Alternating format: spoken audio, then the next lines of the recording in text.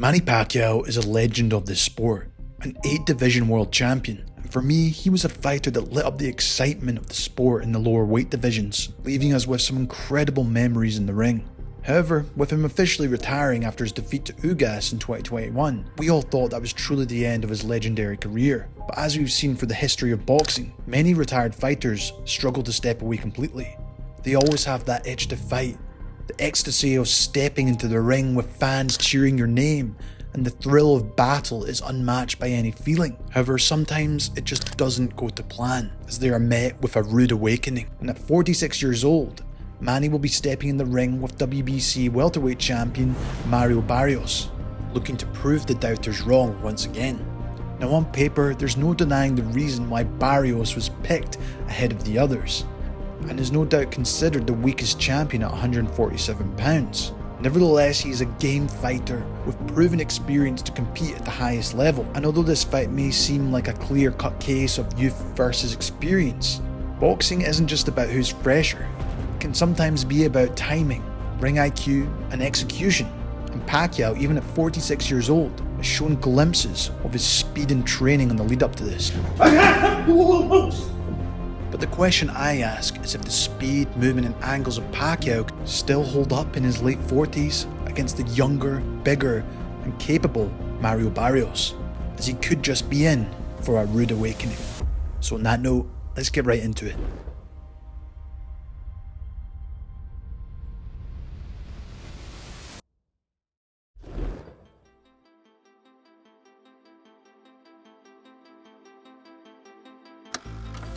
Even in his 40s, Pacquiao is not your typical aging fighter. The first fight that always comes to my mind, of course, is against Thurman in 2019. He still had that bounce, the hand speed, and the unpredictable rhythm he put on a vintage display against a world champion in a close decision victory.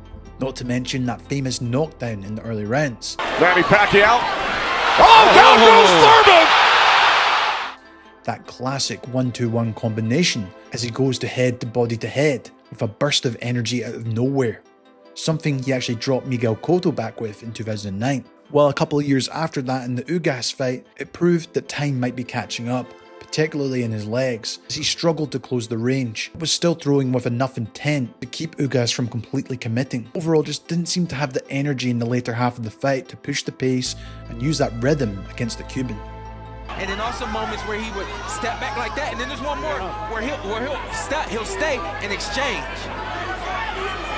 Manny hasn't been able to find the range in the distance because of that. Since retiring, he's had 3 exhibitions, with his most recent being in 2024 against the Japanese kickboxer Ampo in Japan. No doubt this may have been a tester before fully committing to his comeback, and I think realistically this is the best fight to go off in terms of what we actually might see on July 19th. It's clear to me at this stage his biggest strength is his ring IQ. He's still brilliant at drawing you in and setting up that right hook or left cross, while he does have the ability to counter you with quick burst combinations if you miss, and I do think some of these factors will work for him. Pacquiao's footwork has always been a major weapon, not just for creating angles, but for resetting exchanges. He's known for that trademark in and out movement with his rhythm, often using it to get into range to attack, before shifting off to the outside angle. However, I don't think you'll necessarily be able to do that going forward, but I do still think he can offset a more linear pressure fighter like Barrios, with those quick pivots and half steps back to make a miss.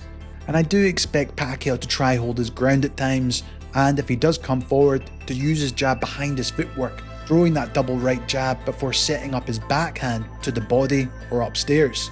And this was something he did against Ampo in his recent exhibition, as the hand speed was definitely still there, although it's more through the use of quick bursts out of nowhere, rather than consistently using it. And I guess one of the big questions in this fight is how Barrios will handle that open stance dynamic, with him being the orthodox fighter and Pacquiao being one of the greatest southpaws we've ever seen.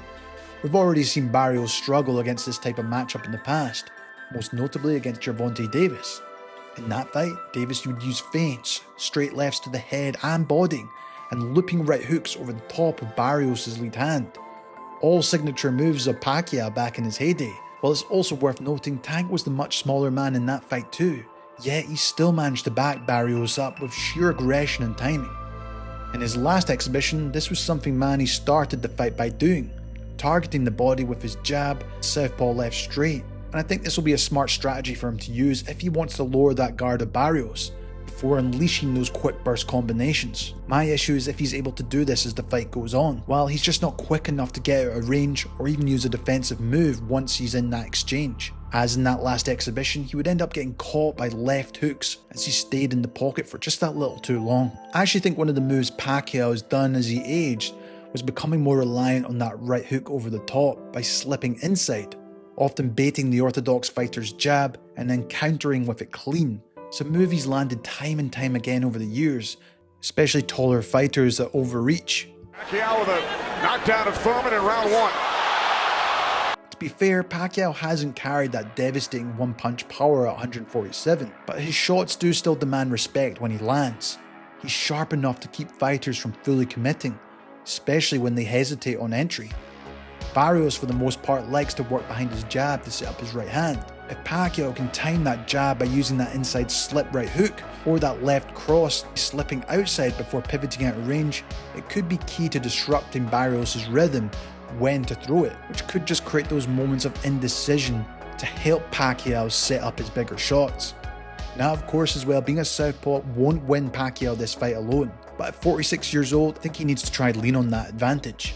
Paired with his speed on the inside, movement and timing could still give Barrios serious problems. And even if Manny isn't throwing 100 punch rounds anymore as seen in his recent exhibition, he still fights in those quick bursts. When backed up, he can still explode forward with a quick combination, pushing you back out of nowhere. And this start-stop rhythm is tough to time, especially if you overcommit with your shots. And I actually think this might be the way to go for Manny in this fight, trying to land the cleaner, more effective shots to sway the judges in some rounds. At his age, he simply can't throw in the volume like he used to in his prime years, and he might just be able to lull Barrios into a slower pace, drawing out those unnecessary jabs and right hands, and then exploding with a 3 to 4 punch flurry before trying to get out of range.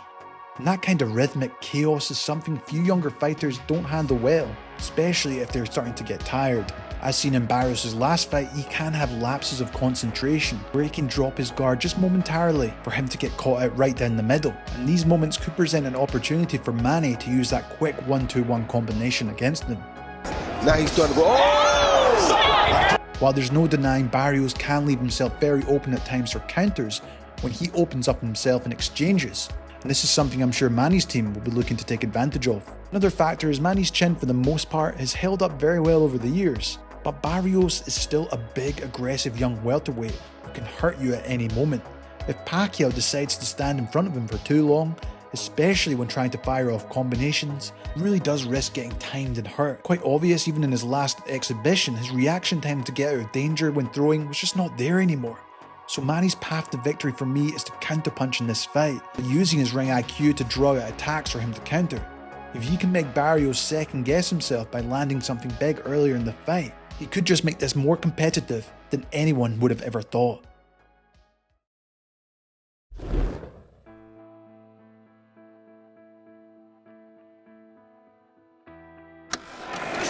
Warming up, lands the lead left hook, chopping right hand, drops Maidana in round 3. Mario Barrios is certainly no walkover. He's tall, rangy fighter who's started to come into his own, especially in his more recent performances. And since his losses to Davis and Thurman, he's improved in things like his defense, using a tighter high guard, better use of his punch selection, while he's clearly worked on things like cutting off the ring and looking to use his physical advantages by getting behind that jab before setting up his bigger shots. He's proven as well he's got decent power at 147 pounds, something Manny needs to be careful not to get caught out by. And the first thing a lot of people will notice, he's at 5'11". Barrios being 5 inches taller than Pacquiao, his reach advantage is nearly 6 inches. And if he chooses to box behind a disciplined jab, this could be a major issue for Manny, especially if Pacquiao struggles to get past that long guard or gets timed coming in even. Even Tank Davis struggled against Barrios' style at times. Scorecard, so... Oh, and Barrios lands a combination on Davis. We saw him have a big issue with this in his last professional fight against Ugas. And I think earlier in the fight anyway, Barrios needs to do what he does best when he keeps his range, by throwing the straight punches and looking to back Manny up towards the ropes and corners, while being aware he can explode forward at any moment. For me, in Manny's last exhibition fight, he looked visibly uncomfortable at times being backed up, and although Barrios can't be too overconfident early as Manny can explode forward out of nothing, I think this will actually present opportunities for Barrios to counter him with the left hook or the right uppercut to the body or head, as Manny doesn't really have the reaction time or footwork to get out of range quick enough as he used to. Barrios has also proven to be a solid body puncher, and this is one area he must absolutely exploit. Davis beats that shot to the body from Barrios, and Davis. Counter.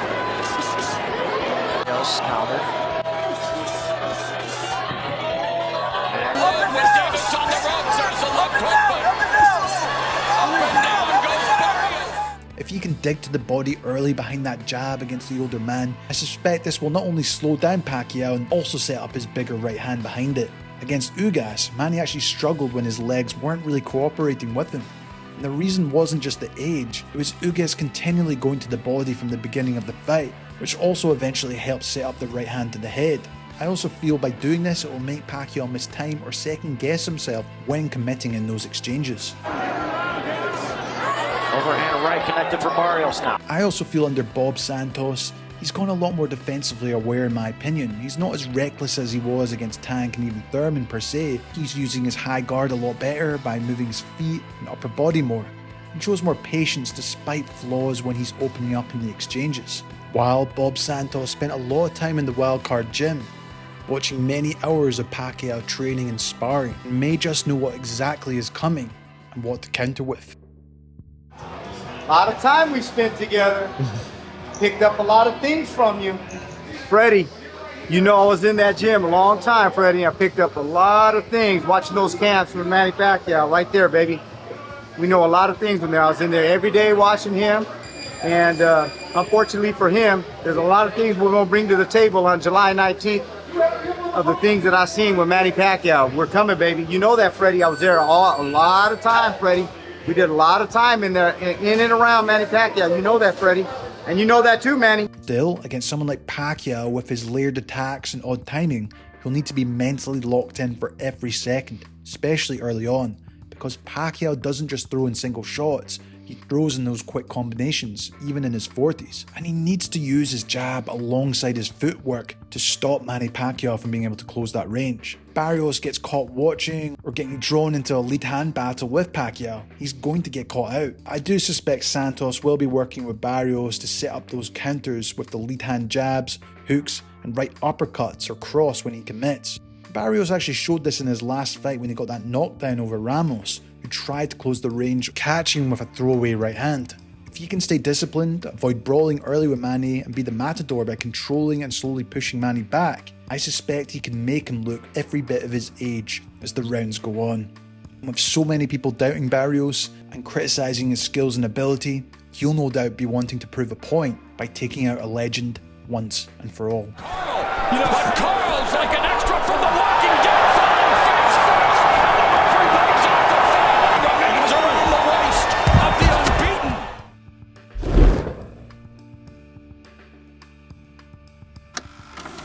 I personally have mixed feelings around this fight. The way it's fascinating, not because it's just Pacquiao, but because of what it represents. It's a legend returning to prove he can still beat world level fighters into his late 40s. There's only been a handful of fighters that have actually had success in their late 40s. In a way, I'm interested in seeing if he can actually do it. But at the same time, there's no doubt this fight probably shouldn't be happening. There's a nostalgia around Pacquiao that we all love, and there would be nothing worse for him than suffering a devastating knockout, especially against a young, hungry champion wanting to prove a point. And if things do start getting rough for him in there, I really hope his corner is smart enough to throw in the towel. From a tactical standpoint, here's the bottom line. Pacquiao has to move, confuse, and land clean counters with those quick bursts to try and steal as many rounds as possible, while Barrios just has to box smart, get behind his jab, and look to set up that big right hand behind it. He's already proven he's got the youth and heart to fight at this level, while he's also beaten with much bigger punchers, but he still can't underestimate Pacquiao, as if this becomes a firefight in the centre of the ring, anything can happen. Because even at 46, Pacquiao's still dangerous with his hand speed alone. But I do think youth will be the winner in this fight, as long as he stays composed. and could be quite a convincing win.